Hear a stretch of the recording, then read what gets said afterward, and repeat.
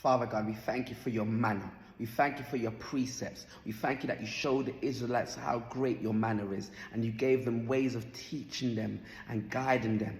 We're praying we remember your precepts. You told them not to gather more than they needed, Father God, because we have a problem of depending on you, and they were greedy, trying to gather more, Father God, but you showed and trying to show us that we can depend on you.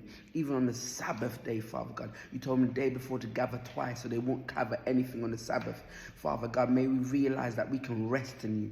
We can trust in you, that you will give us what we need, Father God. And we thank you that your manna, even though they moan, Father God, that they didn't have enough, we thank you that you show us that you allow us to moan. Just like a mother looks after her baby, and when it cries, she brings it to the bosom. We thank you that we can come to your bosom, Father God. Even when we're moaning and crying, you provide manna. You provide provision, Father God. So we thank you, even though they were moaning, you gave this as an opportunity to provide for them, Father God. So we thank you, it shows that you are merciful and you will provide for your people.